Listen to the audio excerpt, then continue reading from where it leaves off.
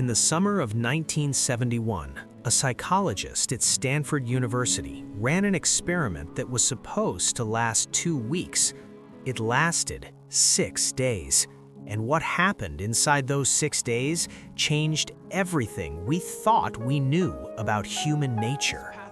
Stay until the end, because the last fact in this video is the one nobody talks about, and it might be the most important thing you hear today. This is not a story about monsters. That is the part that should scare you. This is a story about ordinary people, people like you, people like me, and what happened when someone gave them a uniform and a title and told them they had power over another human being. Philip Zimbardo was a respected Stanford professor. He wanted to understand one question: does the prison environment itself create cruelty, or do prisons attract cruel people?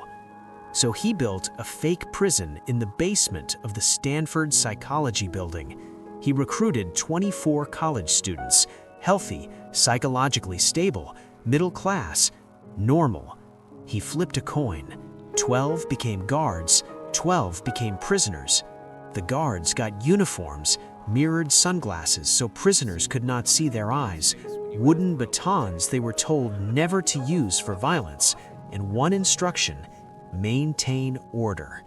The prisoners got smocks with no underwear, chains on their ankles, numbers instead of names, and a reminder that they had no rights.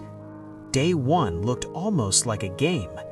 Day 2, everything changed.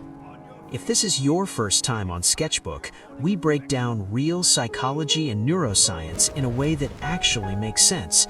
Hit subscribe so you never miss what your brain is doing behind your back.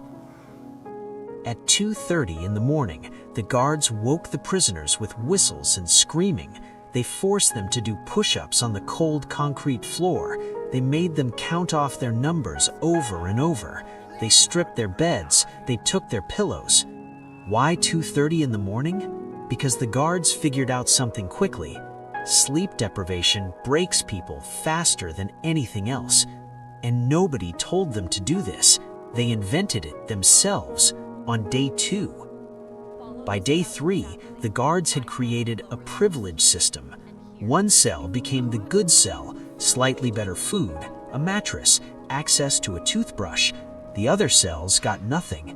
They rotated prisoners between the cells randomly, not as a reward, but to destroy any sense of trust between the prisoners themselves. They were engineering psychological collapse. These were college students. They had been guards for 72 hours. Here is the first thing nobody tells you about this experiment. Zimbardo did not just observe, he became the prison superintendent.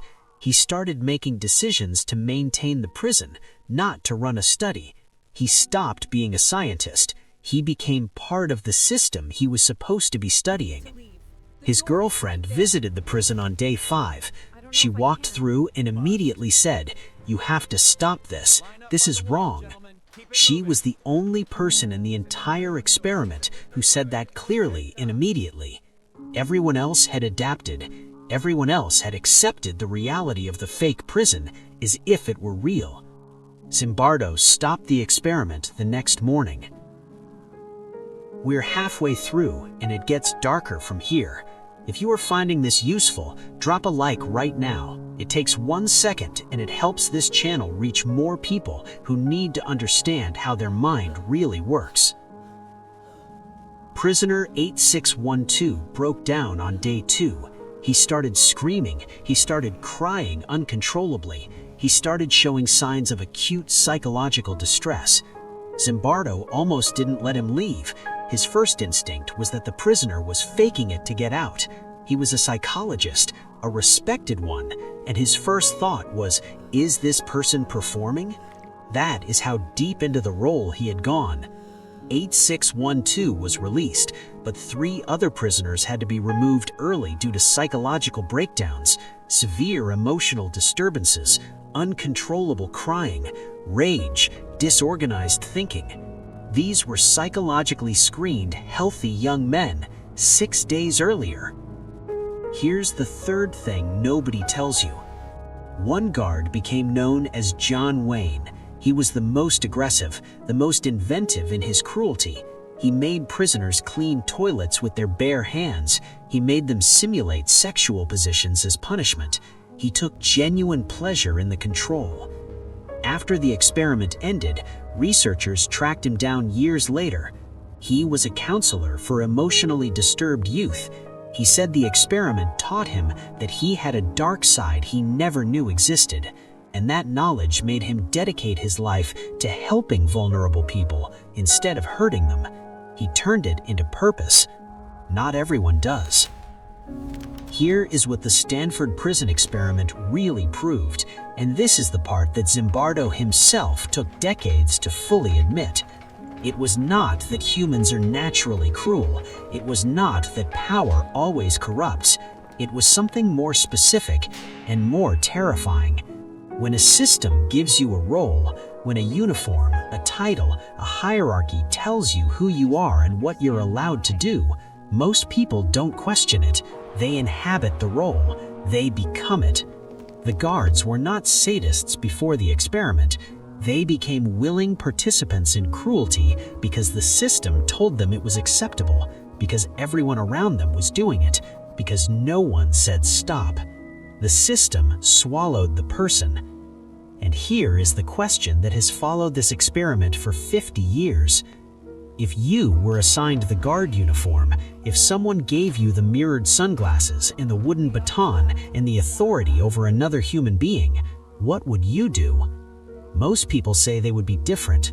Most people are wrong. The research does not say you are a bad person. It says you are a human person, and human people are extraordinarily sensitive to context, to role, to the expectations of the system around them. The antidote is not believing you're immune. The antidote is building the habit of asking one question, regardless of what your role tells you is acceptable. Is this right? 3 words. They stopped nothing at Stanford in 1971, but they are the only thing that ever has. Now, the fact nobody talks about. The Stanford prison experiment has been questioned by modern researchers. Some of the guards later admitted they were partially performing, playing up the role because they thought that was what Zimbardo wanted. One prisoner admitted he faked his breakdown to get released. Does that make the experiment worthless?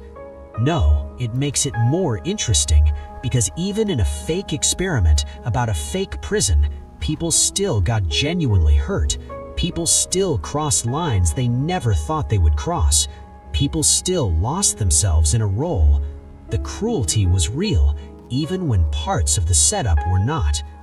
That might be the most disturbing finding of all.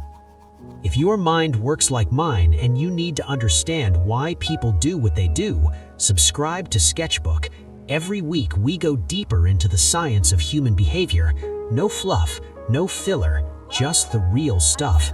And if you want to know what happens when ordinary people are given absolute power with zero accountability, the Milgram shock experiment is next.